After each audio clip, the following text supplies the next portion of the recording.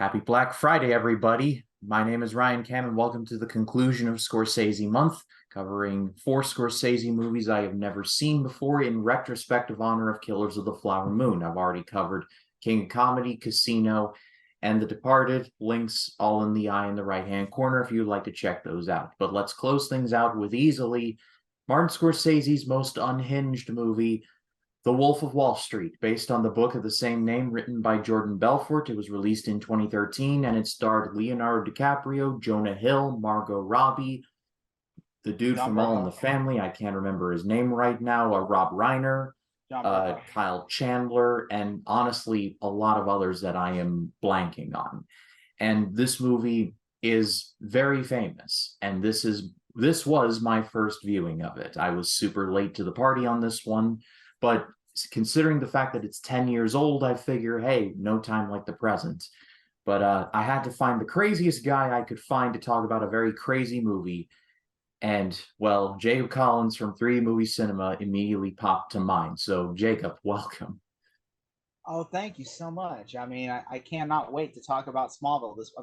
Let's talk about Wolf of Wall Street. Sorry, I got Smallville on my head. Smallville. Um, well, I really like this movie. By the way, this is a movie that is so crazy because this is a movie that will make you want to go in finances and give you an erection at the exact same time. I mean, seriously, that's how crazy this movie is. Normally, I would laugh at Jacob's hyperbole, but honestly, that's kind of what this movie is. It basically tells the story of Jordan Belfort. He's played in the movie by DiCaprio. He starts up this finance firm. He basically is like Gordon Gekko on steroids. He takes all the drugs, he makes all the money, and the movie He does covers a lot of everything. fucking too.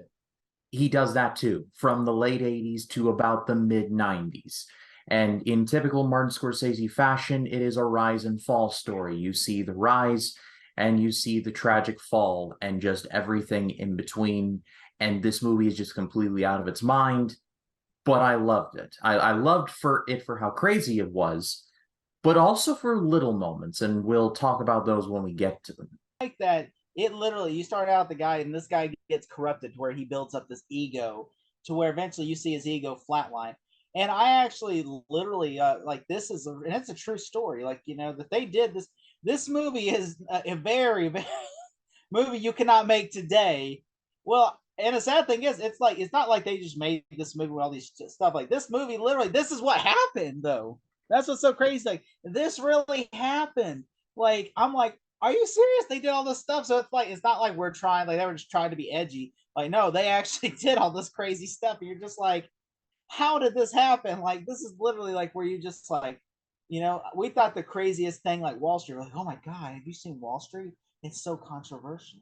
They actually do stuff like this. And then you watch this, you're like, Wall Street's tame compared to this movie where they're getting women to shave their head. Like, the idea of this money is God in this movie, because Pretty much. literally every single thing it's almost like money is in every single shot of this movie. Yeah. And like I alluded to, this is based on the actual memoir by Jordan Belfort. He's still very much alive, and he wrote the book that this movie was based on. And he allegedly said in an interview that Random House, the book company that published his memoir, actually wanted him to tame the book, like take out some of the stuff. He said in the interview that there was like even crazier things that didn't even make the cut of the movie or the Like book. bestiality and stuff like that.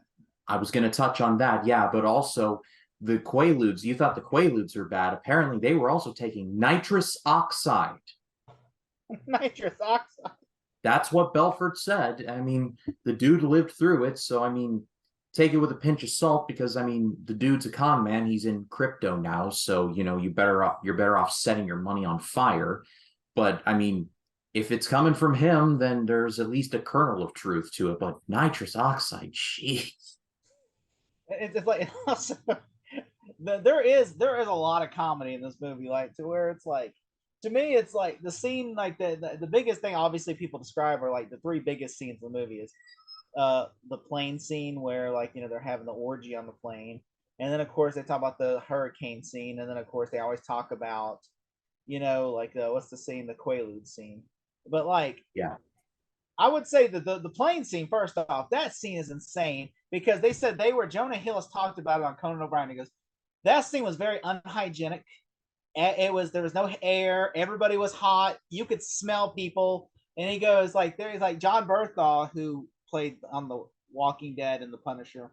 He said that when he was in the movie, he goes, everybody wanted to be on that set because there was a woman who broke her leg. Goes, I'm gonna be in this orgy scene. She goes, I'm gonna be, and you're just like, and Jonah Hill said everybody in that scene was like, there's a woman who like was pretending to blow him in the movie, and he goes, like, she was like, oh, I'm like, I'm a divorced mom, and I have 2 kids, and she's like talking in between takes, and he's just like, okay, and he goes just like, this is kind of awkward, because Yeah, like if I were Bernthal, I'd be like, "Why are you telling me this?" like, like I'm sure you're a nice lady and all, but like, I'm trying to maintain here. Like, come on. well, it's like, like, oh, and the funniest to me, the funniest thing in the world is whenever he gets punched, Jonah Hill actually got punched in the face by John Berthal. I do not doubt that for a second. He said because what happened was they kept doing the take and it was not working, and so he goes, Martin Scorsese, like, it's like John Berthal, like Jonah Hill described it. He said John Berthal's behind that couch getting like, he's just in character, just getting like tough, angrier and angrier. Like he's, I'm like, and then he's like, Martin Scorsese, like, how would you like it if he punches you in the face, really? And I'm like, really? And then like, yeah, yeah. How would you feel? And then he looks over at Leonardo DiCaprio. He says, Leonardo DiCaprio does this. He's like, because look at him, make eye contact. What would you do? And this is what Leonardo DiCaprio does. Just looks away and goes, hmm. Like, don't involve me in this. Don't involve me in this. So he's like, and he just looks over. He's like, this dude is getting more and more amped up. Like he's gonna beat the shit out of me. Like, and he goes, I guess we could do it. And then he goes, all right, cool, sweet. Get him some dentures in his mouth, okay? And then John, whenever you feel like hitting him in the face, you hit him in the face. And I'm like, okay. So then we do the scene, and all of a sudden, John Bertha hits the face fucking time, and my dentures come out of my mouth, and Warren's like, yes, we got it. John Bernthal, I've seen like interviews with him and the podcast that he does. He seems like the nicest guy in the world, but he also seems like the guy that I would never make mad because he would like take liberties with you. Oh, he's method. A lot of people say when he's on set, he is method. Like he does not, like, he stays in character. But but like, yeah, like you said, but yeah, I've seen like him interview like comics. Like he has like his own podcast, but he interviews like interesting people. Like he doesn't interview like actors mostly. He interviews like ex convicts and ex gang members, and I'm like, that's something I never see. I'm like, that's interesting. I watched the one thing I watched was the interview with Shia LaBeouf he did. Yeah, that interview was great because I'm for like, that's years I insane. just that interview was great because for years I thought Shia LaBeouf had just devolved into the bag on the head guy, and he had Don't just look at me. effectively lost his mind. Yeah, I'm not famous anymore, guy. Yeah, I remember that. That was a weird phase. But now he's like, I understand why. And I just think, yeah, which you would think, ain't it weird that the little kid from Even Stevens, the one that you would always think, I could take this kid in a fight, is now someone you would not even want to mess with? Because I just watched a video on YouTube not too long ago where a guy has a GoPro on his camera, and he looks over at Shia LaBeouf's in his truck and is just looking at him like, so I'm like, and like Mia Goth from Pearl is sitting in this passenger seat, his wife, and she's like, she looks over like, and they're just like, I'm like, Shia LaBeouf, but he looks like he's about to get out and beat the shit out of you. I'm like, he just like likes his bike. He goes, like your bike. Yes. I'm just like, that was the awkwardest thing I've ever seen on YouTube. That's awkward as hell. But I wanted to but yeah, like I said, movie is very crazy, and clearly like they were taking the craziness very seriously. One thing I wanted to bring up was that the movie was initially pitched as director to Ridley Scott.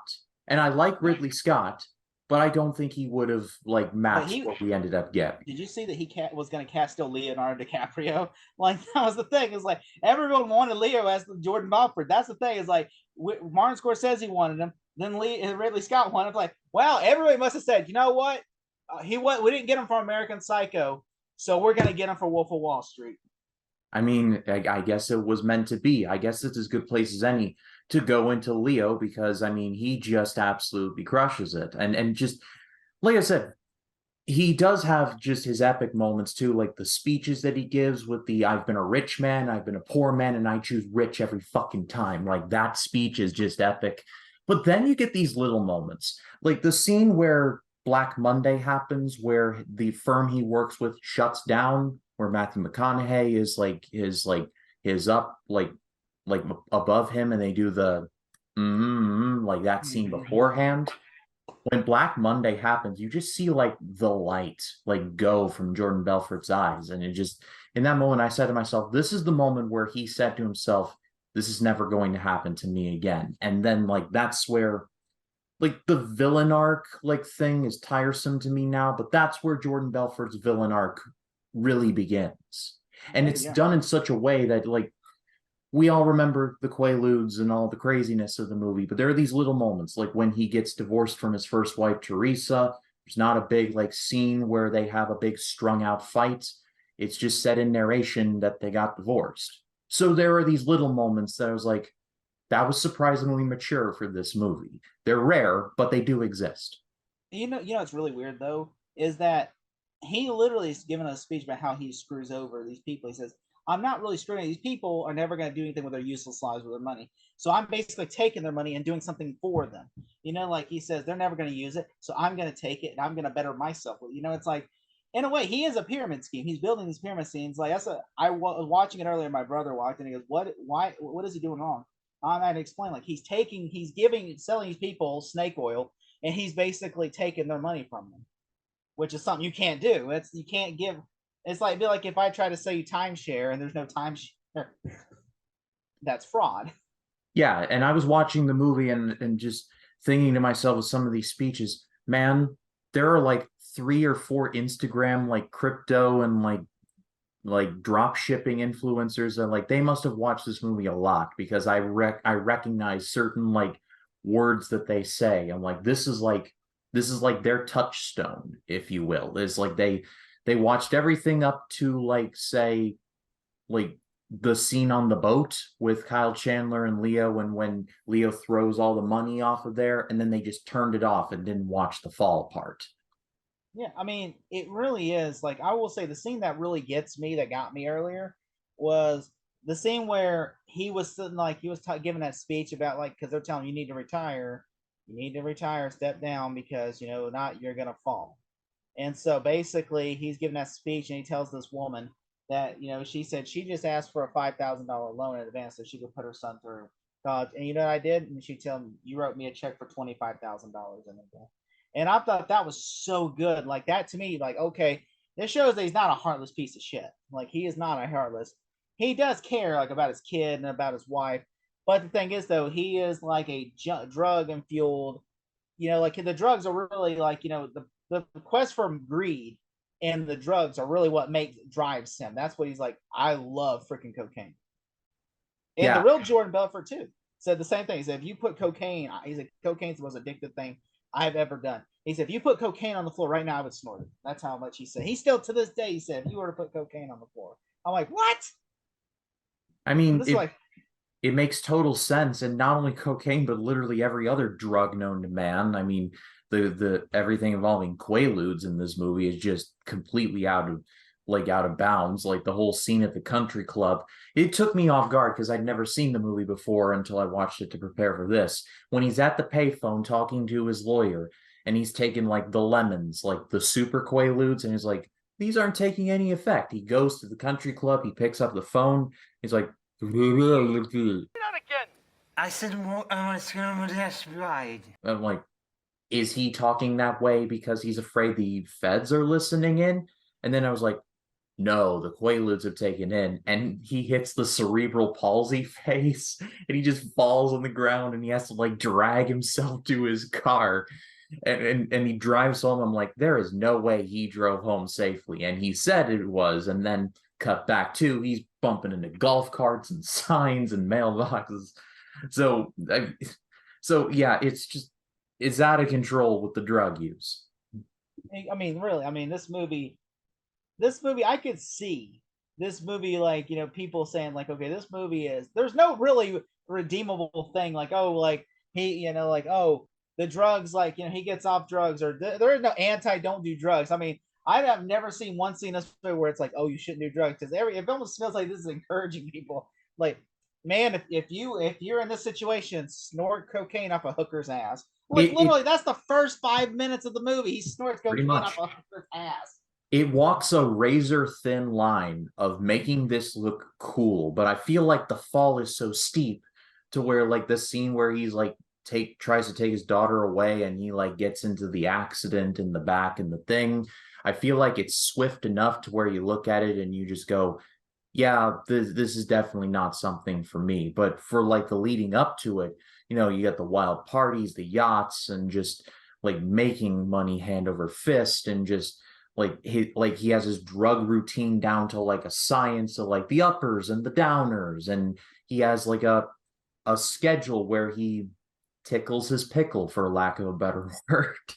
So like on the like in another movie, you look at it and go, that sounds appealing. But I feel like in Scorsese's hands, at a certain point, everything just falls apart, and just and it like it's a fine line, but I think the movie walks it very well. In a lesser movie, it would easily it would be handled a lot worse. It is like, you want to better yourself. Okay, well then how are you gonna better yourself? Well, you gotta do some shady shit. Eventually, it's funny. This movie inspired Dumb Money, or not Dumb Money, but like the story, because this guy basically in real life did the exact same thing, but almost. But instead, he did it legally, and he screwed over all the rich people and then gave all the poor people money. So basically, like, where Jordan Belfort was just screwing over the poor people and giving the rich people money, the other dude did the opposite and gave the poor men screw over the rich people. With 1,000% less drugs. I think the hardest drug that Paul Dano takes in that movie is like champagne, but I think that's about it. Paul Dano's not doing cocaine on hookers' asses either.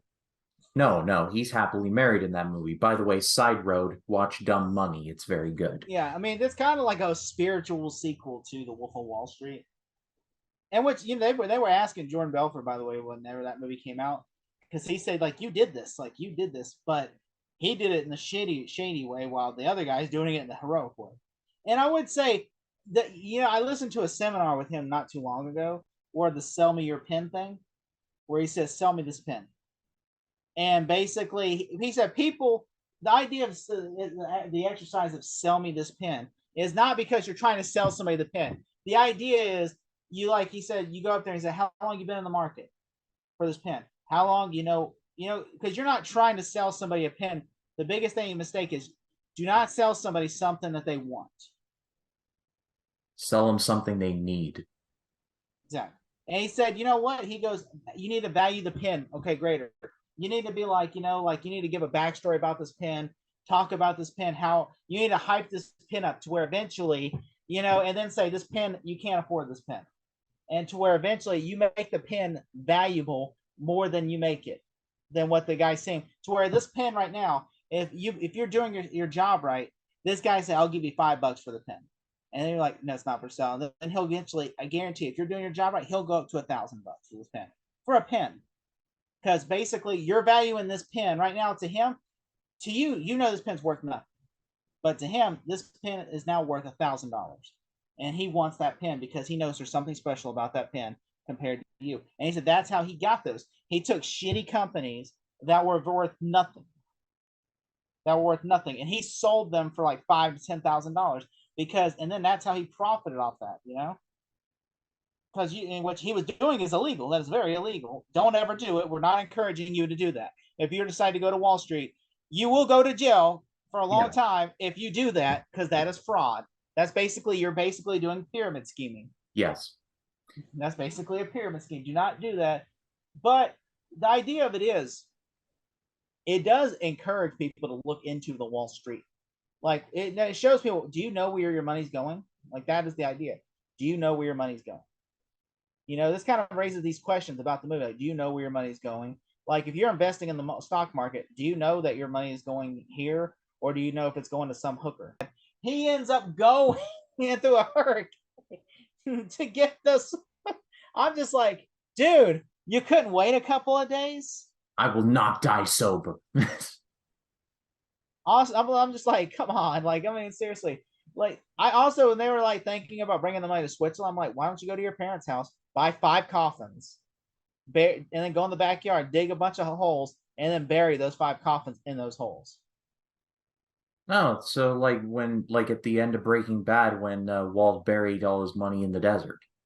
I mean, you could do that, but I would say your parents' house is more likely they're never to get rid of their house. So I mean, you could probably, if you put it in your own house or mansion, you're probably going to screw yourself over because when the IRS or the government seizes your properties. I started liking him with the whole like walking up to a diner thing in the diner and like Leo tells him like how much he made last month and then he quits his job. But then is like you married who? And then it starts a slippery slope. But like the best scene and shout out to Jonah Hill because he was great. Like his performance was very good. I just did not like this character. I was like, if when this thing goes pear-shaped, he's going to be the first domino to fall. And sure enough, that is exactly what happened. And the scene where he's choking on the lunch meat and like Belford has to do the cocaine like Popeye and his spinach, which that was very unsubtle, but I laughed at it, not gonna lie. Like Belford literally like thought he was a friend, but in reality, he was just in it for the almighty dollar.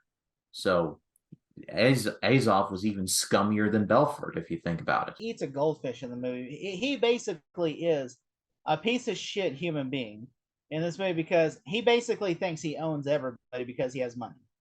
You know, like this man is a piece of shit. He's sexist, racist, homophobic. He's basically every single thing you could think of. He is, you know, because he literally cheats. He's a scumbag. He does like literally. He literally does like all those horrible things, and then basically like Jordan still believes in him. I'm like, I could tell you the first time he's a piece of shit when he's walking up to you and goes, "Hey, you're the guy in my building, right?" Like it feels to me that situation felt like this guy is mad at you because you're driving a nice fancy car and he wants that car, and yet you give him a job.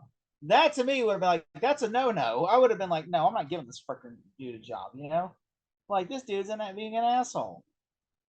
Absolutely. And like I said, loaded cast too. Margot Robbie as Naomi. We'll get back to her in a minute. Matthew McConaughey, he's not in the movie much, but he makes the most of his minutes, that's for sure. Kyle Chandler as the FBI agent, Rob Reiner as Jordan Belfort's dad, John Bernthal, who we talked about, John Favreau as Manny Raskin, his attorney. It's like one of those things where it's like you get like you look and you just go like large and small. There are so many like people that you've seen. Like you Scorsese just for you. look at it. I'm surprised Robert De Niro's not in this movie or Joe Yeah, Pesci. that took me aback as well. I mean, you would think with like Max Belfort, like Jordan's dad, if you're like, oh, that's a De Niro role right there. But no, like, it was Rob Reiner. And no offense to Rob Reiner, like he's very talented, but it's like like with The Departed, it was obvious there was a reason because he was directing The Good Shepherd instead of being in that. But with Wolf of Wall Street, it feels like something gift wrapped for De Niro, and is like he's not even there. It's weird. And also, Robert De Niro. Yeah, I just think this movie he easily could have been like Rob Wright, the FBI agent, or Rob Reiner's role. I just think honestly, the only thing that didn't make me laugh was Rob Reiner's getting angry because he's trying to watch The Equalizer, and then he's like cussing up a storm. Then he answers the phone, "Hello," like then he goes back to cuss after he hangs out. Like that to me made me laugh. it's like when you're like working at your job, is like you have that phone voice, like you're extra proper, like on the phone and like hello, and like say yes ma'am, no ma'am, and then as soon as you hang up and like That's how I am out. That's how I am. I'm like pleasant. I'm like pleasant, but then behind him, I'm like, I can confirm I have done this a few times. I'm human. I think we all have done this. everybody, you got your put on face. Hi, and then you got your real face. Like Let's talk about Margot Robbie because she did a really good job. I mean, the this whole was her big scene, acting role. This was her breakout role. yeah, and I was going to touch on that. And she's gone on to do great things. She was Harley Quinn in the DCU and Birds of Prey. She was easily one of the best parts of that whole series. And she's in producing now. She produced Promising Young Woman, which is a difficult movie to watch, but it is a very good movie nonetheless. So she has done very good things. And Jacob, you were bringing me up like off camera. I think we were recording small talk. We were talking about this movie. Like she got some like paper cuts because of the whole like sleeping Yeah, on the money thing. yeah. She said when this was the sex scene with her and Leo, she wasn't embarrassed. She regrets one thing. She said there's a sex scene in the movie that she regrets because they did that on paper and she got all those paper cuts. And she said that she's not embarrassed about the nudity because she thinks that she respects that because she chose it. She told Martin. So originally, I think whoever was offered the role, I think like Emma Stone or somebody else was offered the wife's role, and but then Margot Robbie got the role, and so basically she said she'll do it nude. And so basically she said the scene where they're on the with the paper cut, she got her and Leonardo DiCaprio both got paper cuts because money is not, especially fake money, does not feel good on the skin. Yeah. Imagine getting bitch slapped with $1,000. They don't feel too good. I Yeah, imagine. I never got that would definitely suck. In my research, I found that among the women who auditioned was Olivia Wilde, and she was turned down because of the age Well, difference. I No, think I live Olivia Wilde. I just think that I just don't think she would have like it would have. I think that would have been one of those movies where she would have done, and then she would have regretted like 10 years later, like, oh, I don't know, I should have done that movie, you know. seems But then like again, she that. did the change up, so Yeah. Yeah, that's true. But and also one more note that I wanted to bring up casting wise, the role of Aunt Emma was initially offered to Julie Julia Andrews. Andrews, Mary And Poppins herself. when I read that, I was like, there's no way. And come to find out she was offered, but she didn't get it. But Margot Robbie did a great job. That Do you basically know? was her breakout role. Do you know how she said because she's British or Australian? Do you know how she got her American accent down? Said she went to a a Jersey or a Brooklyn nail salon and just heard a woman talk for hours and got her nails done and just sit there and copied and just I mean, makes sense, really. And I will say before I watched the movie all the way through for this, the only scene that I knew of the movie is the infamous like "don't touch" like scene, like that whole scene. The whole clip is on YouTube, and I just out of morbid curiosity, I looked it up, and it was like, oh yeah, that's what everyone was talking about with it. It just like they try just to basic instinct you, but you don't see nothing. And they're just like, what? Like like it's not like Basic Instinct has that one scene that you just like, it's like a pause freeze frame scene. yeah, Versus this scene where it's just like it's more of interpretation.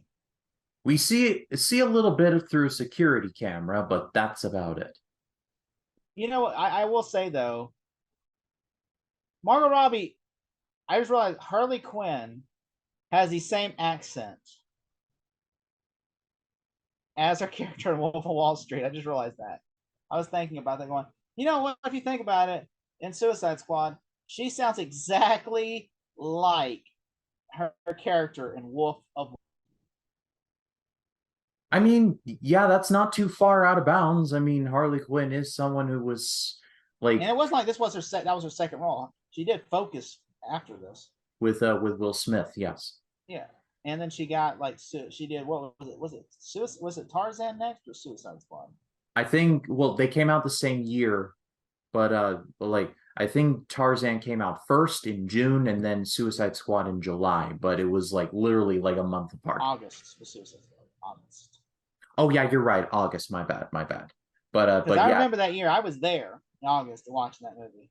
can confirm you were there. But I think we can bring it all to a conclusion. I mean, I'm gonna give this an amazing grade. It's a long movie, but man, this movie just it goes for it. And it's It more really makes you complex. kind of want to think about like where's your money going, but also kind of like how can you better yourself because this Yeah. dude did it. He actually bettered himself. Yes, he did horrible things to better himself, but you know what? He did what everyone. He. What I like about it is he gives us speeches like, "I took the American dream and I did it.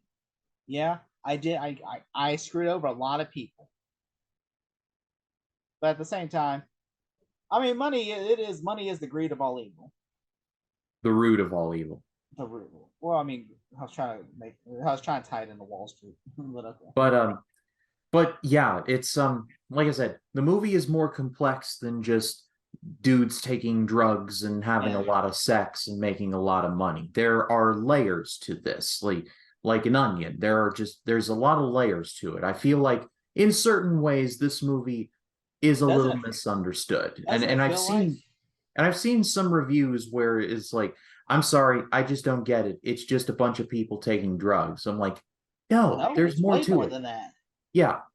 Doesn't it feel like though, like how the movie starts out, like he's at his all-time high where he's having sex, you see his rise to power, and then like how when he's having sex on the plane and just like but then you see like the second time, like you could tell when everything starts to go downhill for him after the FBI talked to him and everything, and like Switzerland and all that stuff. Like right when he gets on the second time he gets on the plane and like there's no drugs and all that stuff, and he's just flying commercial and he's trying to dry hump the flight attendant, and then the pilot has to tape him. Which, by the way, they would not keep you on a plane. Okay, here's some fictional stuff. They would not let if you're sitting there trying to dry hump the pilot, the flight attendant, or the stewardess, whatever. They're landing the plane. You're in handcuffs and going away. Even in the 80s, okay, you're not gonna let you just like, well, we're just gonna let you fly to Switzerland and we'll let the Swiss do it. Yeah, even in the 80s when it was always snowing in Miami, like that just wouldn't that just wouldn't fly. But Especially though, like he's being racist, calling the flight attendant the racist terms, and then on top of that, like, and then all of a sudden, like and then it just gets off because they pay off like the border patrol or border customs, whatever. I'm like, that would never fly. I would not. That would not. No, you're sitting there like you're doing all this horrible shit on a plane. They're landing that plane. You're going to prison. yeah, for sure. But as wild as this movie is and as over the top as it is, like I said, it's more complex than that. And I feel like if you haven't seen the movie, I mean, everyone has seen this movie other than me, but I've seen it now, so I'm in the club. What But did if you you, rate it? sorry, What would you rate it? like 5 out of 5. I gave it an amazing grade. It's honestly one of Scorsese's best. And in the 2010s, like the dude in his 70s was still just crushing it and knocking it out of the ballpark. And to think after this, the next movie he would direct would be Silence, which is like the complete opposite of The Wolf of Wall Street in every conceivable fashion. And I love Silence. It's a great movie, but I mean, like you got Jordan Belfort like doing all the drugs. Then the next movie that he does is Andrew Garfield and Adam Driver going to find a priest in feudal Japan, and they end up getting captured and tortured. So it's like one of the it's like oil and water, they do not mix. But it's crazy going it's been crazy going through like Scorsese in these different eras, how some things remain the same but he just evolves over time. And I don't think we're ever going to see his like again. And this is not like something other than I don't look too deep into this, but I feel like he's one of the last of a dying breed, and he should be appreciated while we still have him. Yeah, Scorsese, like I feel like some his after this his movies became hit and misses. Like I will say, but to be fair, after the part, Shutter Island was terrible. I hated Shutter Island. I have not seen it, but I've It heard is mixed things. terrible. I But watched it. I'm like, it's terrible. And this movie really makes him like, oh my god, he can make good movies still. And then he makes movies like and then some of the like I've never seen Silence. I can't confirm or deny. I heard The Irishman was terrible. it's not terrible. I did not care for it. I watched it Thanksgiving Day when it dropped on Netflix, and I was in a food coma. So about an hour and a half in, I fell asleep. So and I was like, oh, what? And it was like it felt like De Niro and Pesci and all these guys like trying to play the hits, and it is like they were trying to do the whole thing. They're de-aged. I'm like, okay, what else you got? It is like if I wanted to watch them do gangster stuff, I'll rewatch Goodfellas or Casino. It What looks sad now. after Wolf of Wall Street was that Irishman the last movie he did before Flower of the Killers of the Flower Moon? Killers of the Flower Moon came out this year, and I believe The Irishman was the last one before that. That means that the only movie I've seen after Wolf of Wall Street is the Wolf of Wall Street. I've not seen Silence or The Irishman or a Killer. I mean, just the last. Maybe if you don't like, I mean, if Ryan is Killers of the Flower Moon worth watching? Like, is it worth? It's a very difficult movie to watch because of the subject matter. I mean, it's literally about these people like Is it as good as Wolf of Wall Street? I will say I No. think I would rather rewatch Wolf of Wall Street over Killers of the Flower Moon, and that is not a shot at like the quality. I loved Killers of the Flower Moon, but it's it's it's hard because I like both movies for different reasons. I guess that's a good way to put it. It's like they're both difficult to watch, but like you see a man rise and fall in Wolf of Wall Street, but then in Killers of the Flower Moon, you see these people like literally just taking these Osages' money, and you just see how their scheme just unfolds, and you just feel like you just feel dirty the whole time. So it's like so I recommend it, but also first of all, budget at least 3.5 hours because the trailers have somehow gotten to a half an hour in length because they add more advertisements than trailers. I can't confirm. I saw what did I see last night? I saw frickin' what did Ballad of Songbirds and Snakes, the new Hunger Games movie. I used to budget 20 minutes. Now I'm gonna budget 30 because it's literally like we're 30 minutes like into this Didn't supposed Oppenheimer runtime. start like the second you enter the theater? No, like the advertisements like are still like start like 10-ish minutes before and they last 10 minutes like Oh, after the show time. I read that Oppenheimer, the second the movie, like the time hits, the movie starts. But the period at the end of the sentence there, I like both Wolf and Killers for different reasons. They're widely different in terms of subject matter and their ethics, but I recommend both for different reasons. Though I think in terms of rewatchability, I'd say Wolf of Wall Street. Okay, that makes sense. I think this movie's fantastic. I like Scorsese. I don't like every single movie because I really I like this movie. I like this movie a lot. It's in my top five Scorsese movies. Of course, I like Taxi Driver, Goodfellas, Wolf Departed, Wolf of Wall Street, and of course I like Casino. And so I've never seen Kings of Comedy, but everybody keeps telling me you need to watch that because that's inspiration for Joker. And then New York, New York is the inspiration for Joker for Leah Du. So King I'm not. Comedy was ever so slightly overrated, but that's just my opinion. But I pass it off to all of you. What did you all think of The Wolf of Wall Street? Let me know in the comments. This is the end of Scorsese month. I'd like to thank all of you for checking out the reviews throughout the month. I want to thank Jacob for he's doing something. I don't know what he's doing. I want to see, this is what I mean. But I want to thank Jacob for coming on and reviewing this with me. Small Talk is on a holiday break for Thanksgiving. However, we will be starting back up at the end of this, the beginning of December to discuss season 3. And I am reliably informed that this is when the show gets really good. It's been good so far, but I have not seen anything yet. So we will have a best of. So I'm very excited at the prospect of that. But Jacob, thank you for joining me. Your channel's linked in the description. Do you got any reviews coming up? Yeah, I got well, me and you are gonna collab on because I have Bond Member where I was gonna do a whole month, but then I got busy with stuff. So I'm gonna do at least drop the first ever James Bond movie, Dr. No, with Ryan. And then of course, uh me and then I'm gonna be on a watch along with Jacob Martin, Ryan Cam, and Blacktastic Media for I guess now this is turning into an annual thing where we watch Thanksgiving. A movie Ryan has never seen, and I guarantee Ryan's gonna have thoughts on that movie when it comes out. And when we watch it. Yeah, that's Spoiler alert, the movie is shit, but it's funny to watch. This review will not be live by the time this review will be live by the time that stream is ended. So I have not seen it yet, but I am going to predict and say that the movie was awful and that I may have lost a bit of my sanity, like Battlefield Earth. But it's better. It's worse than Battlefield Earth. Worse. Oh dear God! But that's Wednesday on Jacob Martin's channel. Jacob Collins's channel will be linked in the description. Go give him a subscribe there. And like I said, thank you all to everyone for checking out Scorsese month. It was a lot of fun to do this. But for the month of December, it'll be Chris Mania, which is my big Christmas review series. And that is something that I really do enjoy to do.